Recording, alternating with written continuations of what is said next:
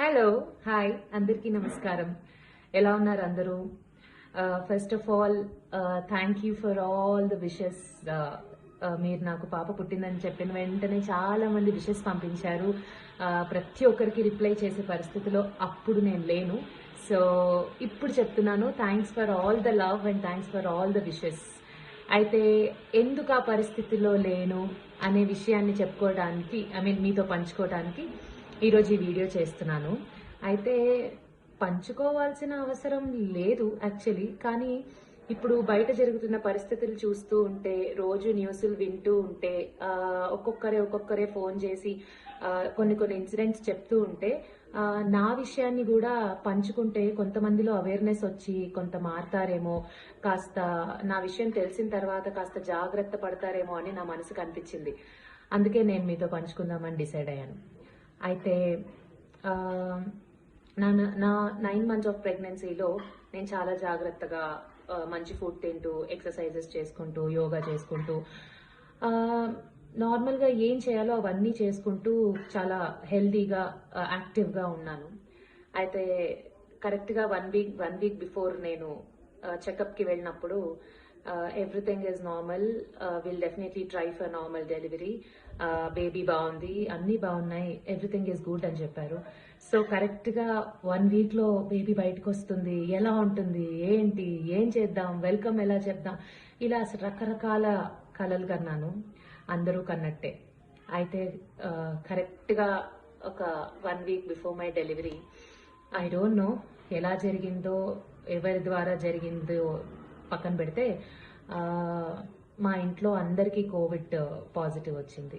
అయితే నేను కూడా టెస్ట్ చేసుకుంటే even I tested positive. So suddenly ఒక్కసారిగా మొత్తం బ్లర్ అయిపోయింది. ఏం చేయాలో, ఇప్పుడు నెక్స్ట్ ఏ స్టెప్ తీసుకోవాలో నాకు అసలు తెలియలేదు. ఎందుకంటే మనం ఎప్పుడు కలలో కూడా ఇంకొక వారంలో ఒక మేజర్ హ్యాపీ థింగ్ జరగబోతుంది అన్నప్పుడు ఇలాంటివి ఎక్స్పెక్ట్ చేయము. నేను ఎక్స్పెక్ట్ చేయలేదు. అయితే మనం ఎంత జాగ్రత్తగా ఉన్నా కొన్నిసార్లు మనకు మొండి ధైర్యం ఉంటుంది, మనకేం కాదులే, వచ్చినప్పుడు చూసుకుందాం, ఇలాంటిది. సో మేబీ అది నాలో కూడా కొంత ఉన్నిందేమో. అందుకే నాకు కొంచెం ఎక్కువ జాగ్రత్తగా ఉండుంటే ఇలాంటిది జరిగేది కాదేమో అనే ఒక ఫీలింగ్ వచ్చింది. నేను జాగ్రత్తగా లేనని కాదు, బట్ ఇంకొంచెం ఎక్కువ ఉండుంటే బాగుండేదేమో అనిపించింది. సో ఇంకా అక్కడి నుంచి నేను చాలా చాలా ఇబ్బందులు ఎదుర్కొన్నాను. సో ఒక్కొక్కరు, అంటే మేజర్గా నేను చెకప్కి వెళ్తున్న డాక్టర్స్ అయితే డెలివరీ చేయము బికాజ్ నేను పాజిటివ్ కాబట్టి అని చెప్పారు. So I have to search for Covid hospital. And నాకు ఇన్ఫెక్షన్ ఎఫెక్ట్ ఉంది కాబట్టి బేబీ పరిస్థితి ఏంటి, బేబీకి వస్తుందా ఏంటి, ఎలా, ఇలా రకరకాల టెస్ట్లు, రకరకాల బ్లడ్ టెస్ట్లు, అక్కడి నుంచి ప్రతిదీ ఒక టెస్ట్ లాగా, ఒక ఎగ్జామినేషన్ లాగా అయ్యింది. ఒక టెస్ట్ ఇవ్వడం, ఆ రిజల్ట్ కోసం రాత్రుళ్ళు వెయిట్ చేయటం, చాలా చాలా అంటే చాలా నేను పడాల్సి వచ్చింది. సో ఎమర్జెన్సీ సి సెక్షన్ చేయాలి, ఎందుకంటే నార్మల్ చేయడం చాలా కష్టం అని మా డాక్టర్స్ సజెస్ట్ చేశారు.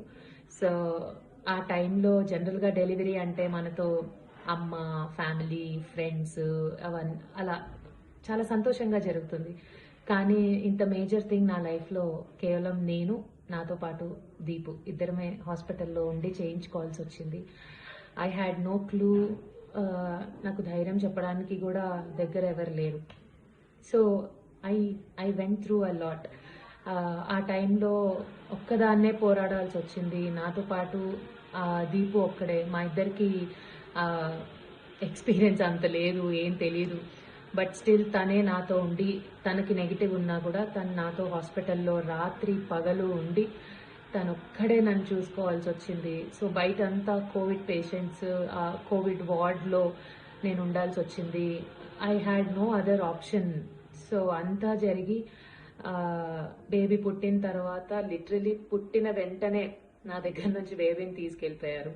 ఎందుకంటే పాపకి నెగిటివ్ వచ్చింది. సో నాకు పాజిటివ్ కాబట్టి తను నాతో ఉండడం రిస్కీ అని వేరే చోట పెట్టారు.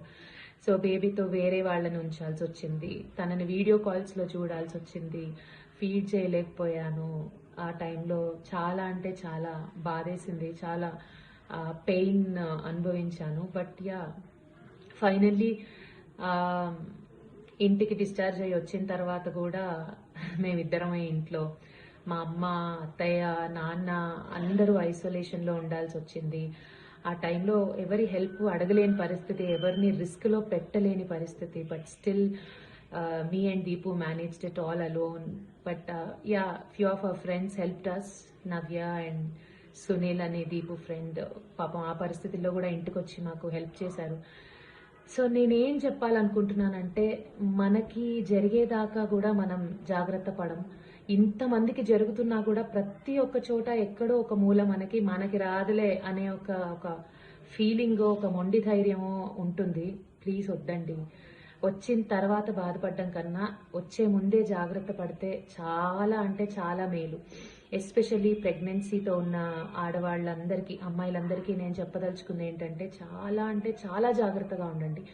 ఫస్ట్ ఆఫ్ ఆల్ పానిక్ అవ్వద్దు. ఒకవేళ ఏదన్నా జరిగినా కూడా ఎక్కడ ప్రాబ్లం ఉన్నా పక్కనే సొల్యూషన్ ఉంటుంది. ఇంత ప్రాబ్లంలో నేను చాలా స్ట్రాంగ్గా ప్రతిదీ ఎదుర్కొన్నాను విత్ దీపక్ సపోర్ట్. ఇంకా స్ట్రాంగ్ అయ్యాను. ఇంకా ఇంకా ఇంకా సిచ్యువేషన్ని హ్యాండిల్ చేయడం నేర్చుకున్నాను. బట్ జరగకపోయి ఉంటే బాగుండేది, కానీ జరిగాక ఇంకా మనం ఏం చేయలేము. సో జరగకుండా చూసుకుంటే బాగుంటుంది. ఇలాంటి సిచ్యువేషన్లో కూడా ఇంత కేసెస్ పెరుగుతున్నా కూడా స్టిల్ మాస్కులు పెట్టుకోవట్లేదు, శానిటైజ్ చేసుకోవట్లేదు, నెగ్లిజెన్స్తో ఉంటున్నారు. సో మన వల్ల మనకేం జరుగుతుందో కానీ పక్క వాళ్ళకి ప్రాబ్లం అవ్వచ్చు, వాళ్ళకి ఇమ్యూన్ సిస్టమ్ లేకపోవచ్చు. Anything we never know. So please please please be careful. జాగ్రత్తగా ఉండండి.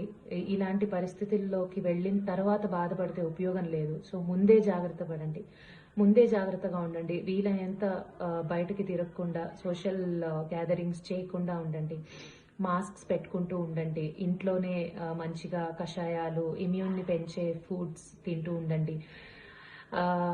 నాకేం కాదులే అనేది మాత్రం అనుకోకుండా, మనకేం కాకుండా ఉండడం కోసం మనం జాగ్రత్త పడాలి అనుకుంటే బాగుంటుంది. నేను ఇంతే చెప్పగలుగుతాను.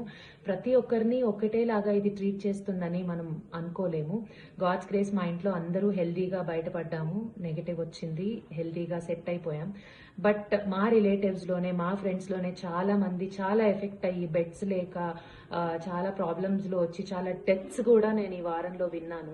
సో ఎవరిని ఎలా ఇది ట్రీట్ చేస్తుందో ఈ కోవిడ్ అనేది మనం చెప్పలేకపోతున్నాం. So please be careful. Please take care of yourself and your families. ప్రతి చోట మీలాగే ఫ్యామిలీస్ ఉన్న వాళ్ళు ఉన్నారు, వాళ్ళ ఇంట్లో పిల్లలు ఉంటారు, ప్రెగ్నెంట్ ఉమెన్ ఉంటారు, ముసిలి వాళ్ళు ఉంటారు. దయచేసి జాగ్రత్తగా ఉండండి. నేను ఇది ఒక్కటే కోరుకుంటున్నాను. ఈ విషయం మీతో పంచుకోవాల్సిన అవసరం ఇప్పుడు వచ్చింది కాబట్టి పంచుకుంటే ఏదన్నా బెటర్గా కనీసం కొంతమంది అన్నా అయ్యో అవునా, అమ్మో జాగ్రత్త పడదాం, ఇంత ఇంత కష్టం ఉంటుందా అనుకుంటారనిపించి నేను చెప్పానండి. Hope you will take care of yourself and with all the blessings and love and దేవుడి దయ, ఏ జన్మలో చేసుకున్న పుణ్యము. Now everything is fine. We are all doing good. So మీరు కూడా జాగ్రత్తగా ఉండండి. Take care of yourself and love you all.